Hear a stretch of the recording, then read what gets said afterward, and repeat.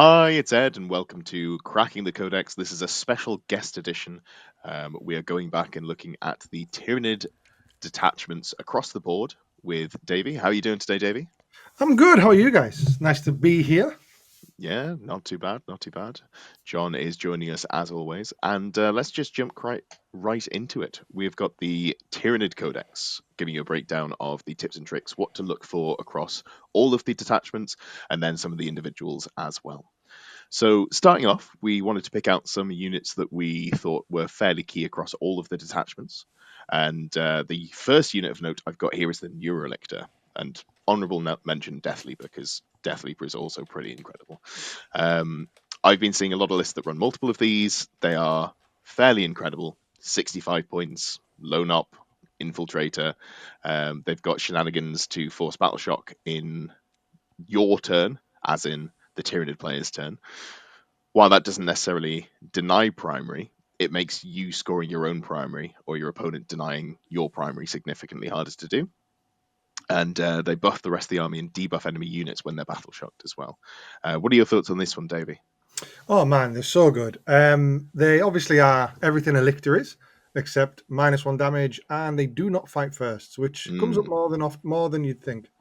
So they're really, really strong. I pretty much I open Battle Scribe or the Warhammer app rather now, and I start with 2 of these.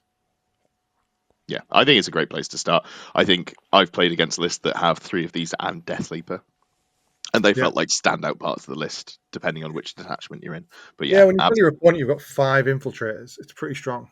Like because you've yeah, got those and like, I've got 5 in my current list. Yeah. yeah, absolutely. And if you're on the other side of the table, what sort of things should you be looking out to try and prevent the Neurolictor from getting real value? If you're going first, if you're deploying first, or you get Mm, the option to deploy first, just like put something in the middle or in front of where your key unit's going to be. Because what I want to do is put a Neurolictor 12 inches away from that unit, so that if I go first, I'm going to battle shock it turn 1. yeah, fantastic.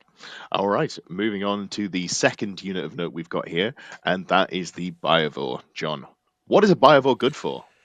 Well, realistically, it does have some shooting, but you will Mm, 99% of the time see it dropping a spore mine, which quite famously can just drop down. Doesn't trigger things like infiltrators having that whole kind of 12-inch kind of can't come in here from strategic reserve because they're not strategic reserve. So then it also then means people can't start an advance or charge move within 6 of it, that's correct, yeah. which Yeah, they is can charge it though. pesky. Yeah. So it's just literally a speed bump that gets in the way. So I've had that where I've got my aggressive Deathwing Knight brick wanting to go forward on its advance and charge turn, and I just can't because someone's just put one of these things just close enough just to kind of slow me down a turn, and it's just a pain in the ass, right? And they score for things like engage on all fronts. So a very Teleport nice, homers yeah, behind all enemy that nice lines, stuff, right? It's just Cleanse. investigate secondary fodder. signals, It just does cleanse. everything, and it's just a thing that you generate, which is just beautiful. So Yeah, yeah. Obviously now post nerf limited to only 1 unit of Biovores can spawn a spore mine, which is good because it's still very good. It was too good before, and I'm glad to see that change. Even though Yeah. Tyranids maybe use a little bit of love. So some of yeah, the weaknesses of this, though, obviously with spore Mm, mines, one of the things that to note is they do give up no prisoners, and they absolutely are a, what would you call it, like a ball and chain almost. They hold you back in yeah, Purge of the Four because yes, they count towards those. So it's a mm, really interesting unit. You don't want to have this shooting all game. So what you might see some opponents do is, or some Tyranid players do, is save them up a little bit because they still do mortal wounds when they move near people, um, or perhaps just trying to keep them out of line of sight and screening with them, because of course they do screen. So whenever I'm taking a turn, I don't have a secondary that'll benefit from a spore mine. It goes into a corner, ready for investigate signals later on, but also to screen that corner. yeah, and I, definitely a good use of it. and I guess you can use it on your home objective because it's quite a big base to just make sure that no one can come in and capture it off you if it's kind of floating in that area as well. This is the Biovore he's talking about with the big base, not the spore mine. Just Yes, to clarity there. Yes, because the spore mine's 25 mil base. 25 mil, yeah. Yeah. No, absolutely. It holds that home objective nicely, stops people from getting the 3-inch deep strike onto the point. You can then screen out areas with your spore mines if you're not going to score secondaries with. Just a great little utility unit, and I think every Tyranid army should have one of those. Oh, and just last thing. Hopefully I'm not wrong on this because I very rarely have to look, but I'm assuming it's the same as the Biovore. Toughness 6, 5 wounds, 3 up armor. So what you're saying is doesn't die to Correct. indirect. Yeah. Well, takes a significant amount of indirect to deal with it anyway. Yeah. Lovely. The third unit of note we've picked out, one of my least favourite units in the game, but lots of Tyranid players will be very familiar with these Gargoyles. Davey, give us a walkthrough on the Gargoyles. Many Tyranid players usually take Gargoyles. There's a Magic the Gathering joke for Ed. So yeah, Gargoyles are brilliant. They are, for my money, the best unit in the book. OC2, movement 12, and they advance and charge in certain detachments, but they can advance and shoot. So you're moving 12 plus D6 for the advance, and then plus 6 inches for the fire and fade. So you can really get wherever you want. In Unending Swarm, you can spend a CP on them to auto advance them 6, then fire and fade. That means they're moving 24 inches turn 1. Unending Swarm tends to take 20 of them. So they will just sit in front of your front line. Hopefully, you have a Land Raider Redeemer. But yeah, they're really good. The other tricks you can do with these guys is deep strike them in 9 inches away from an opponent. Now, if they're not in the middle of the objective and they're to the side of it, you've got an opportunity to come in, shoot, and then fire and fade onto the objective, which is super strong. Missions like Scrambler Fields, where you're not allowed to deep strike onto objectives, we laugh out loud as we fire and fade onto them. Yeah, so there's loads of benefits here. They're just really good. They die to a stiff breeze. The turn after they're brought down, they will die. And again, one of the kind of themes you'll see along with spore mines and stuff like that is we tend to trade units for time. So we will drop that unit down. They will stand in front of your opponent's models or key unit. They'll die, but you'll have bought a turn. Yeah, and big counterplay for this unit and also all of the other units, because there's quite a few of them in the game at the moment that can get onto your home objective or just any objective you're holding if you're not positioned correctly. Make sure you either have a full, I believe it's a 40 mil base in the center of the objective so that nobody can get within 3 inches of that objective marker, or put multiple models around it. If you do that, no matter if they can fire and fade 6 inches, they can't come in within 9 inches of the actual objective marker. It stops them from being able to do any tricksy plays like that. Ooh, don't worry about it. They still have plenty of other plays as well. Oh, of course. Last thing on these guys, what I love to do with them is keep a unit back for the 5th turn. Either I'm scoring end of turn scoring, or I'm trying to stop my opponent getting end of turn scoring. And these guys do a real good job of laddering across 2 objectives or move blocking a non-flying unit from getting to an objective. Yeah, absolutely. And sagging off that, let's talk about how the army plays. So this really kind of keys off their army rule, Shadow in the Warp, where you're forcing battle shock tests on your opponent, and that alongside the lower damage in the Tyranid Codex pushes you into certain sort of playstyle. So give us a quick run through of what Shadow in the Warp does first, Davey. Yeah, so Shadow in the Warp's a really interesting rule, much maligned at the start of the edition. However, I'll be very hubristic, if that's a word, and say I knew it was good all along. What happens is you choose either your command phase or your opponent's command phase at any point during the game, and you will say, hey, I want to do my Shadows in the Warp. I'm going to make all of your units take battle shock tests. You can actually buff this as well. So you can have a Neuro Tyrant, which will then give your opponent an extra -1 to their leadership. And there's a bunch of different ways in the Codex in the entire Codex to give additional -1s, whether that's Death Leaper, the Dirge Heart of Karsus, etc. So what happens is everyone takes a battle shock test. This is especially good if your opponent has tried to take 3 objectives and their home one and sit on them and like rub their hands together, but they've only got 1 unit on each objective. And you do it in their command phase, they fail, and then you deny them primary. You can do it in your own turn. Maybe you need a big go turn where you're going to have to try and kill a lot of stuff. You're maybe behind, etc., and you need a big play. Sometimes that'll work, but 90% of the time you're doing it in your opponent's command phase. You can do it at the end of the game to deny end of turn scoring for your opponent. Which to be honest, I get too excited beforehand. I've never managed to hold on that long. I usually go, "Ooh, now's a good time." So no, it's really, really good. And hey, here's the extra spice on it. You can't use the 1 CP stratagem Insane Bravery to pass this because it's technically not in your battle shock step. It's in the first half of the command phase. So also very tasty. Very nice. And obviously that does stack up with doubling the battle shock tests half strength units have to take. So Absolutely. you can make it really difficult for some units to hold objectives, that's for sure. Absolutely. And Death Leaper, like you said before, Ed, is really good. What he does is he says, well, you take a battle shock test even if you're just below starting strength. But this kind of, I mean, this is very junky, right? This is very it's very it's not like a faction ability that's going to destroy your opponent's army. It's going to delay them. It's going to buy you time. It's going to deny them scoring. And that is very much the trend on this entire codex. Our damage is very middling to lower, if I'm really honest. You very rarely table an opponent unless they let you. So what you're trying to do, and have this as a lens when you look at all of these attachments, is that your opponent is going to try and outscore you. They're very rarely going to try and table you. Because the damage just isn't there. But they score, as we've said before, the 3 units we've just talked about are all scoring units. Yeah, absolutely. And just sort of on the inverse of that, the counterplay to this sort of primary denial, slowing units down is really to, I find, clump up against the Tyranid player, put multiple things on on an objective that you want to score it, make it very difficult for them to remove your ability to prevent that scoring there. But it does require you to commit more to the middle of the board. So, starting off with Assimilation Swarm. What does Assimilation Swarm do?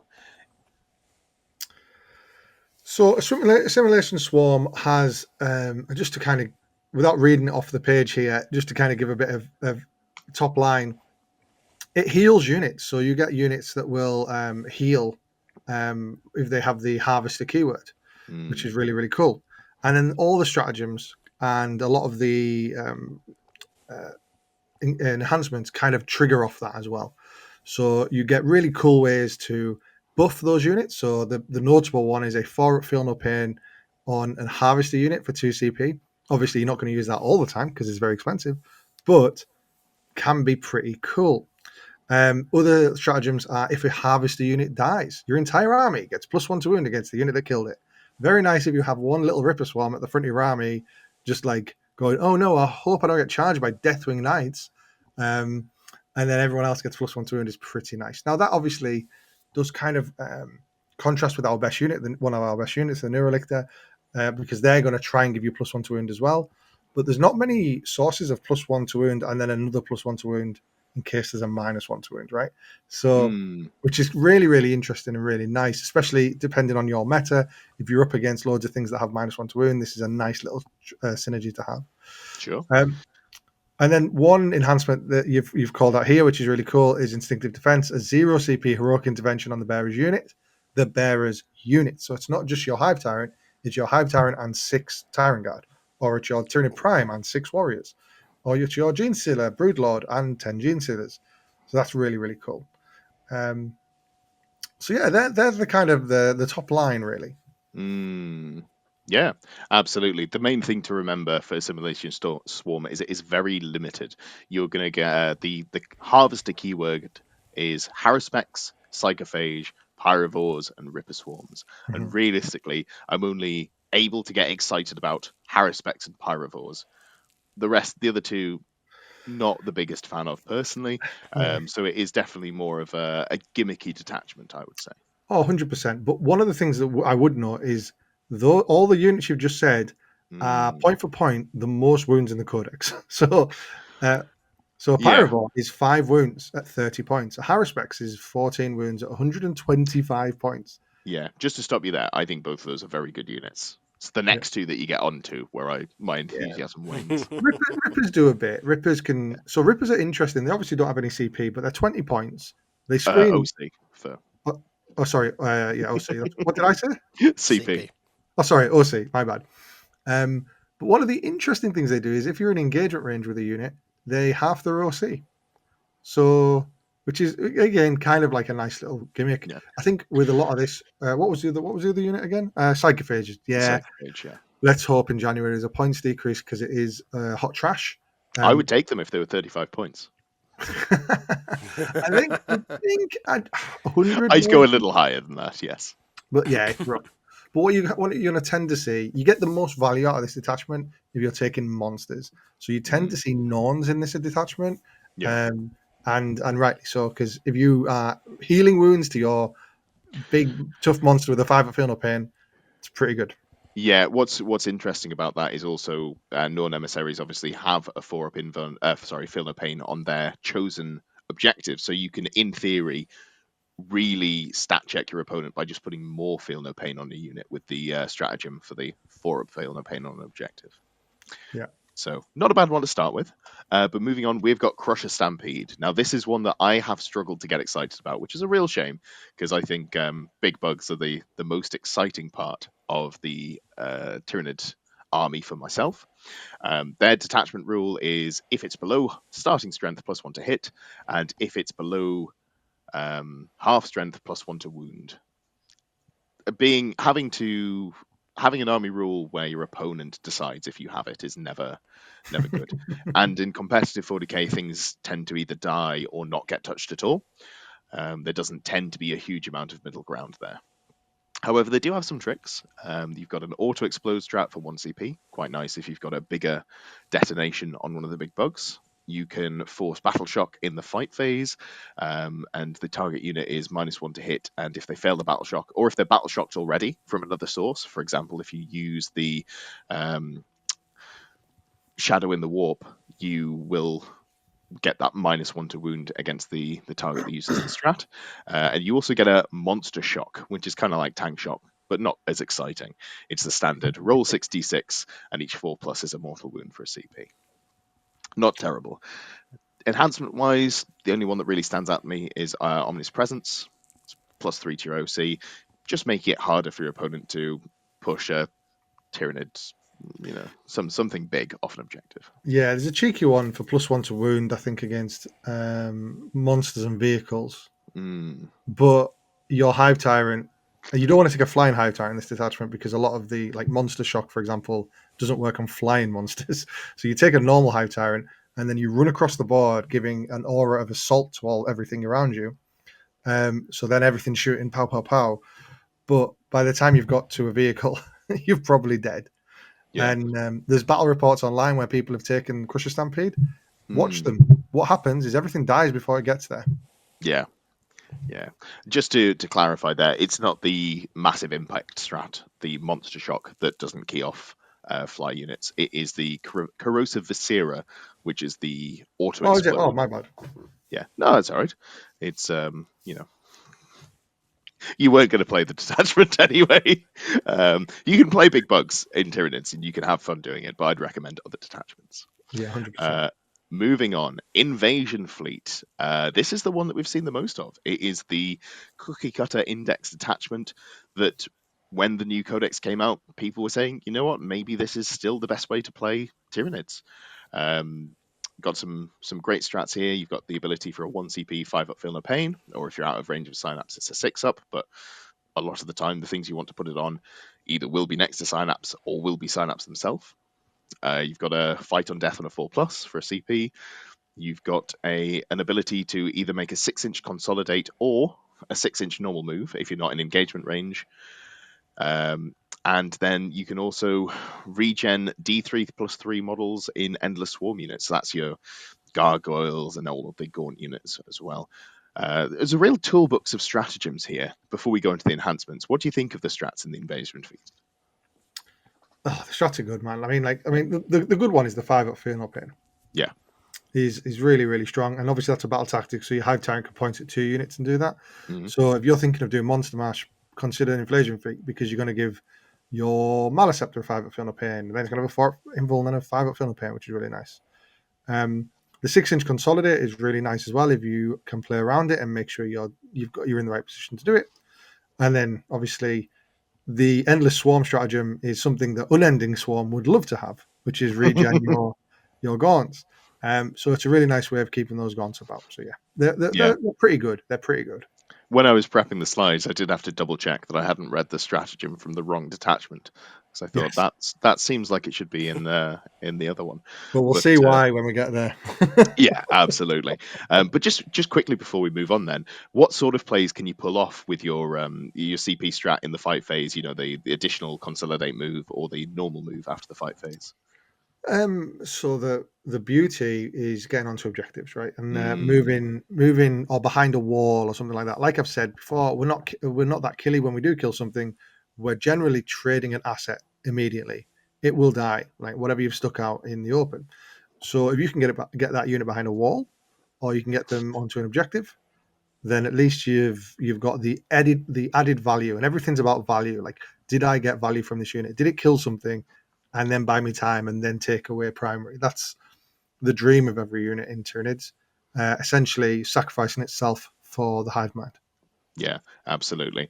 And I didn't talk about the detachment rule at the start, but this is really the flexible detachment. You can kind of take a take-all comers list in a way that other detachments don't allow you to do, because you get to choose at the start of the game either to give all of your attacks against infantry or swarm sustained hits, all your attacks against monsters or vehicles lethal hits, very valuable with a lot of high toughness stuff floating around at the moment. And you can also potentially give critical hits precision if your opponent's running, for example, Wraith bricks. We'll be seeing a lot of Technomancers sitting in bricks of near unkillable Wraiths. That could be a good one to do. So it gives you that ability to specialize your army at the tabletop against your opponent. We've got some really good access to precision as it is, so we tend, speaking from experience, you never really take the precision one. You're usually taking the 6 as a lethal, unless you're against an army that just is infantry. So yeah, what's really nice about that is the predatory imperative strat, which allows you to pick 2 Tyranid units in range of your Synapse creatures, and they can get an additional hyper adaptation. So if you want to turn on in your command phase precision hits and try and snipe out that character, you are able to do that with 2 units that are positioned to do that at the start of your phase. So it gives you that little bit more flexibility and ability to adapt on the fly. Oh, we haven't added it here, but there is also another stratagem for 5-up criticals. There's a reason we haven't added it. It's because there are too many good strats in here, but that is a great shout. Yeah.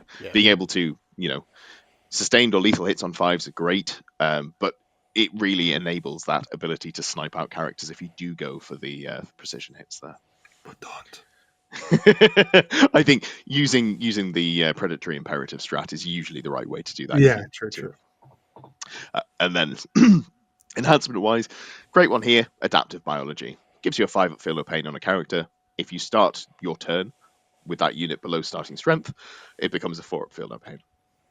It's a classic. We saw it in 8th edition. I think we saw a version of it in 9th edition. It's just a toughness boost. You're probably going to run it if you're taking any sort of Hive Tyrant model.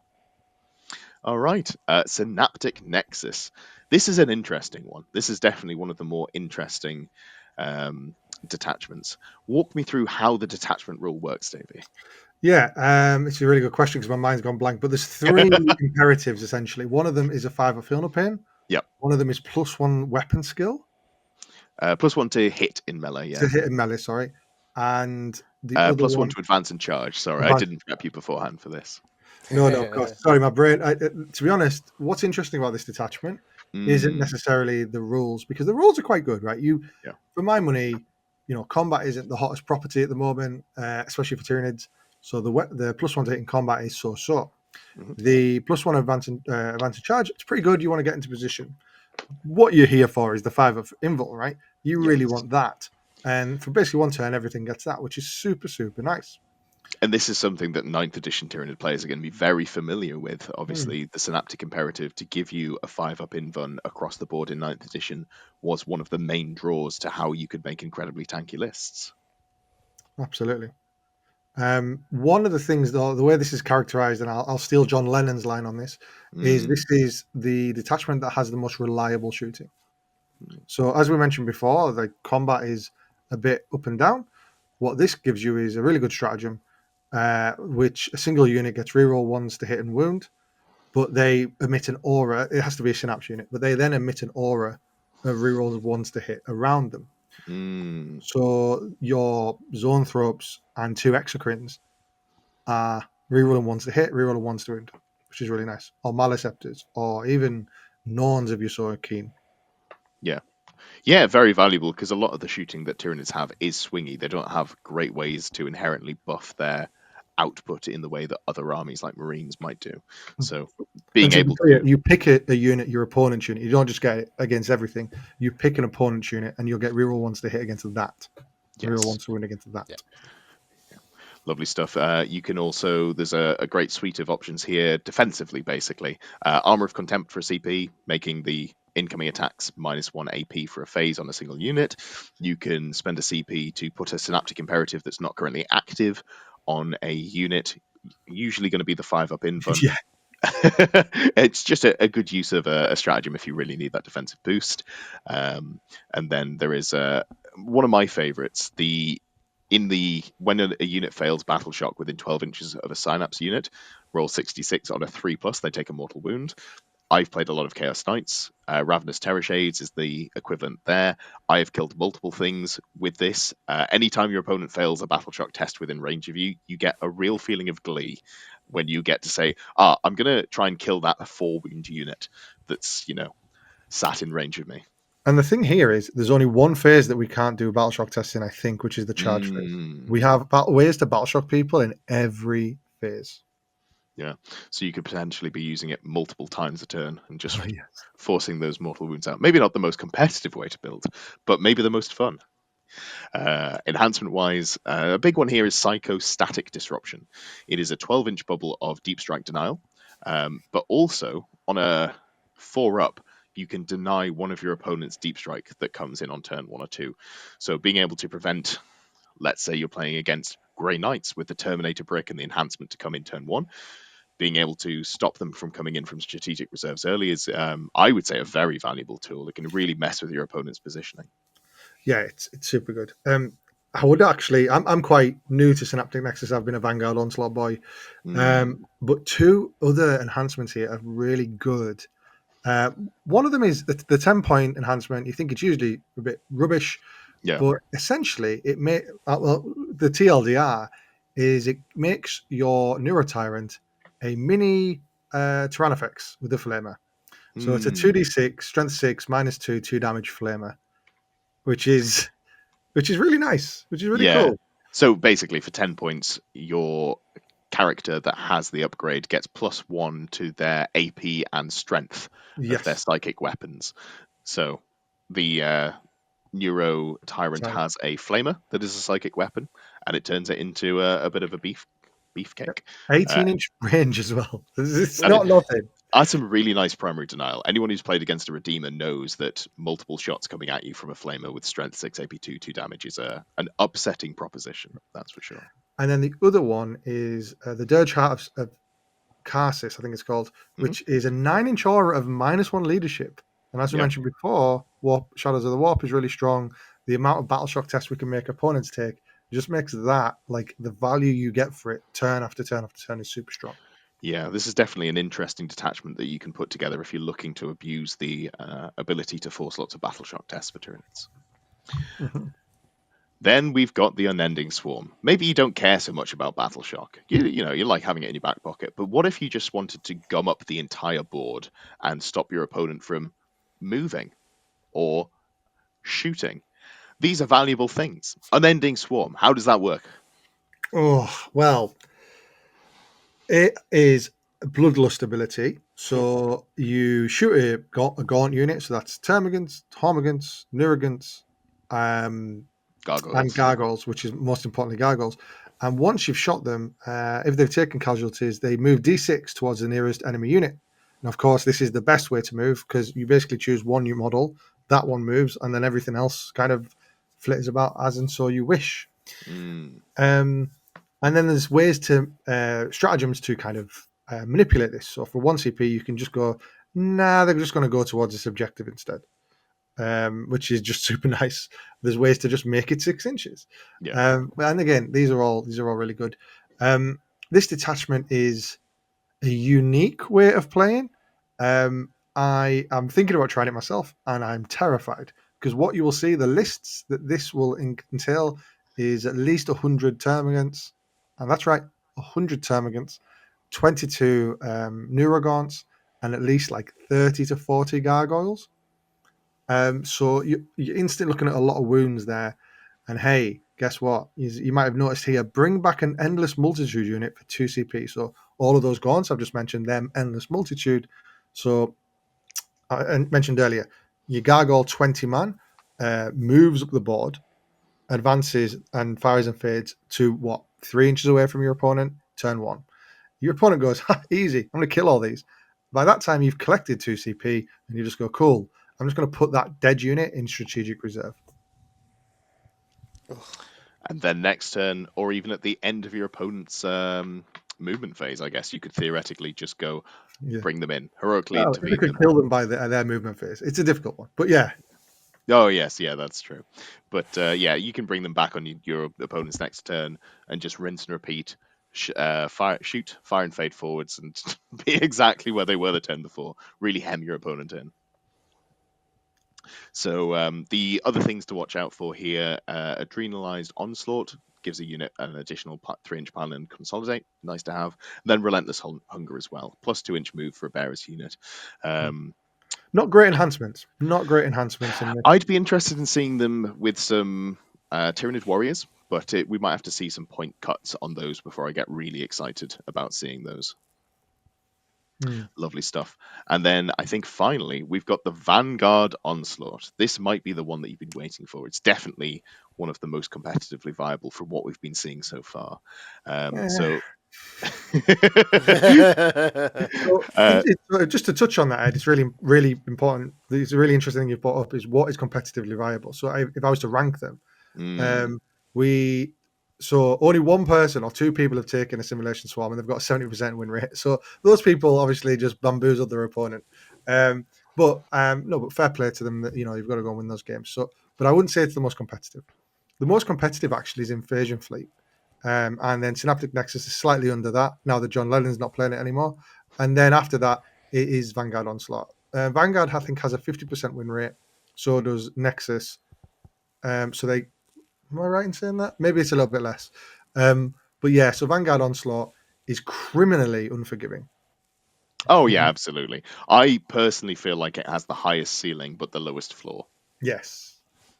If I'm looking at picking up Nids, potentially get them, if they get some points cuts or Necrons don't capture my interest, this is probably the one that I'll be looking at and try and make the skilled plays. But there's a lot of skill expression in there.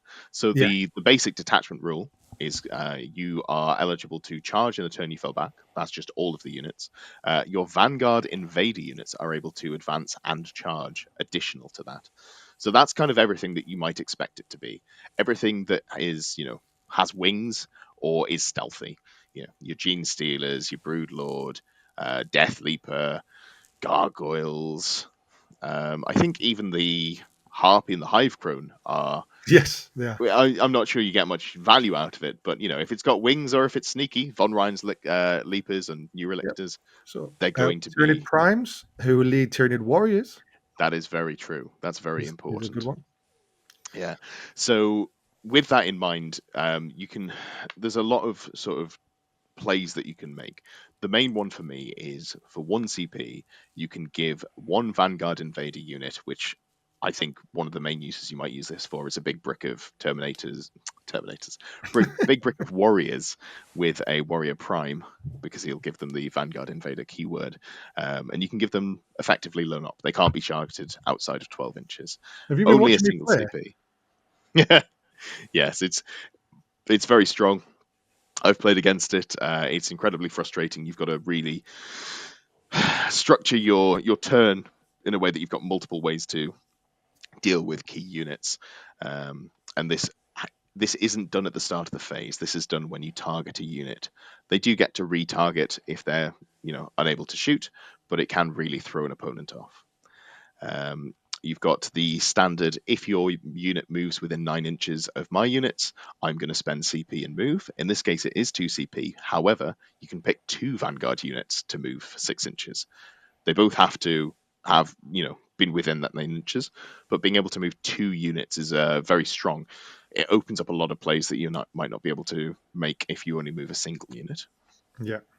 Speaking of 2 units, you can spend a CP to pick up 2 Vanguard Invader units at the end of your opponent's turn and redeploy them.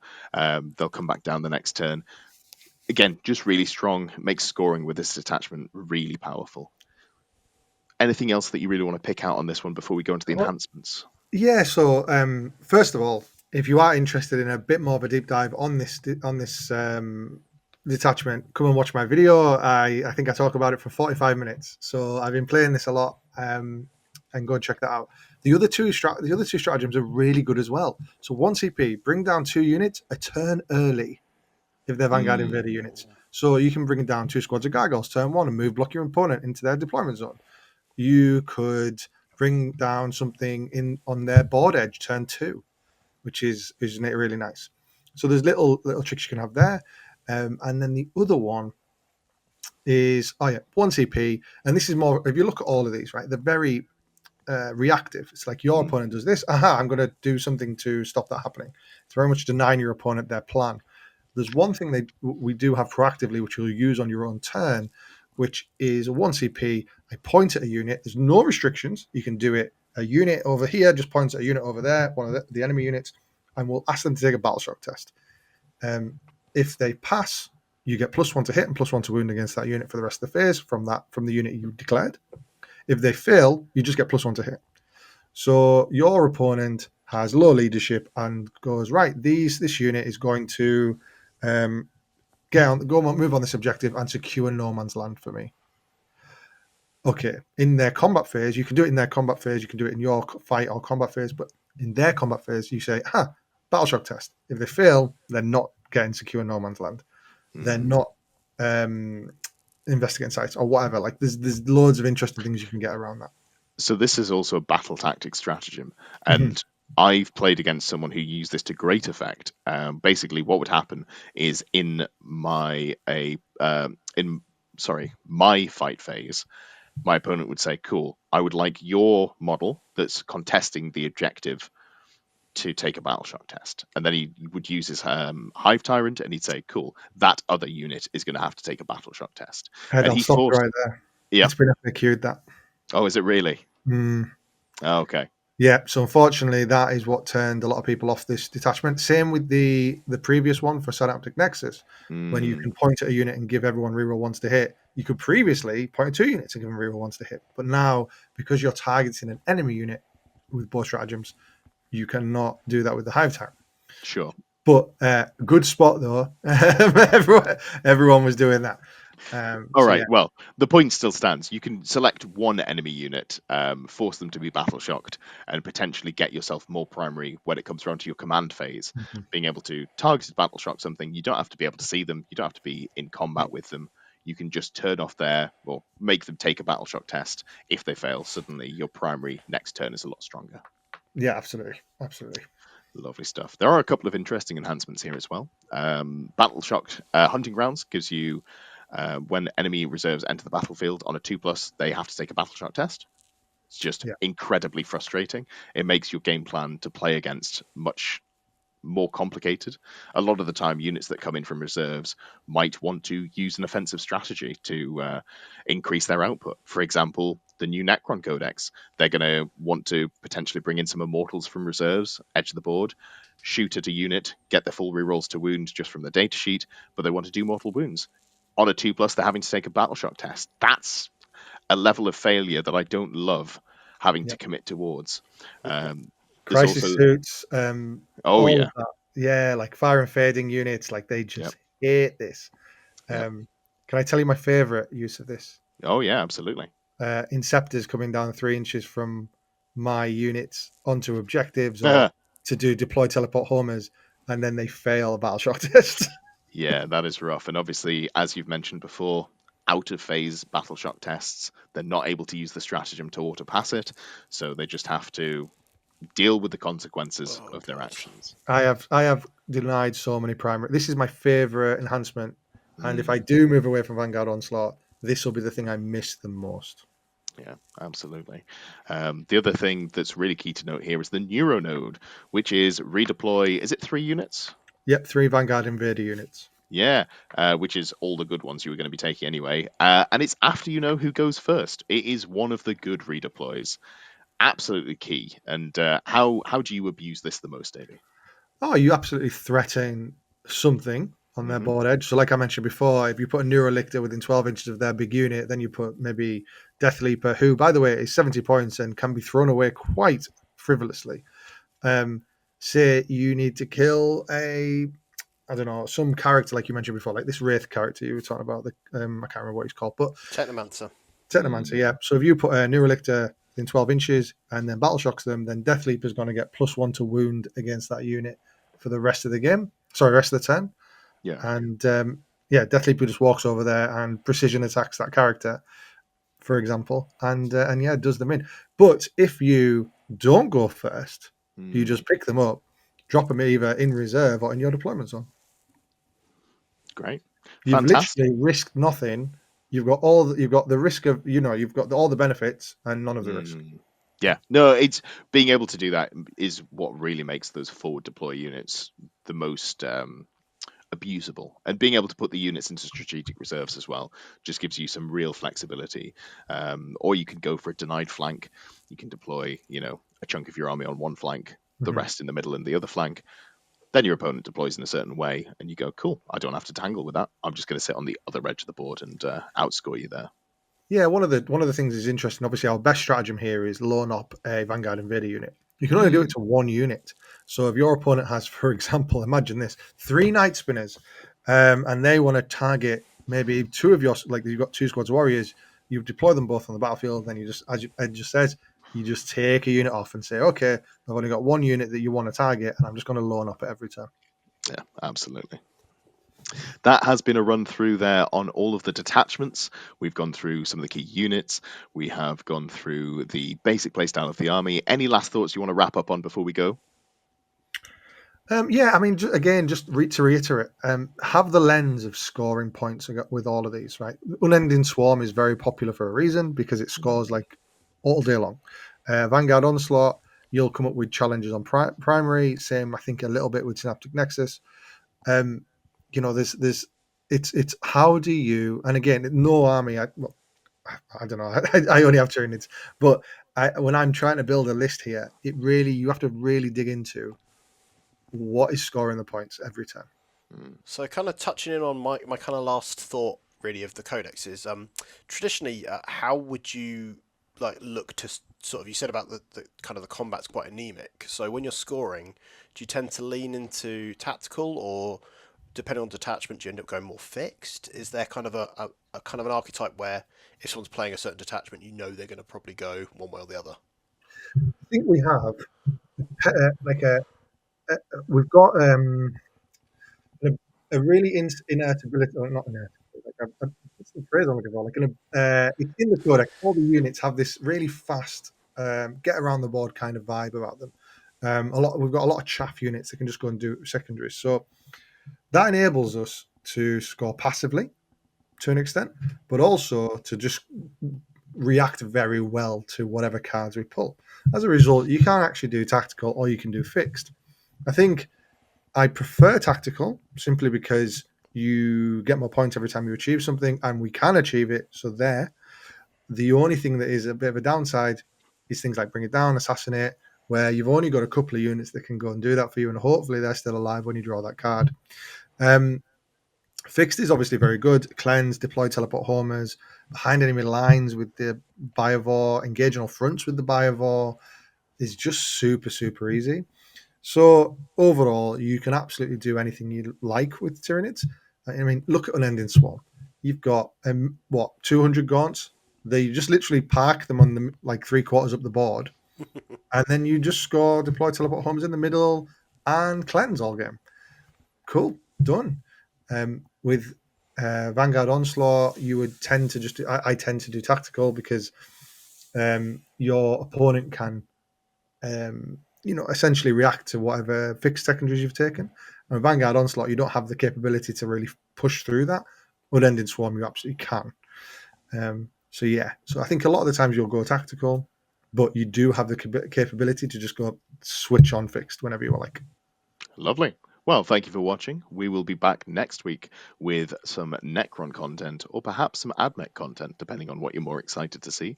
There will be a poll going up, I believe, on our Patreon. Is that correct, John? Correct. Lovely stuff. So if you are excited and really, really want to see one of those first, do head over to the Patreon.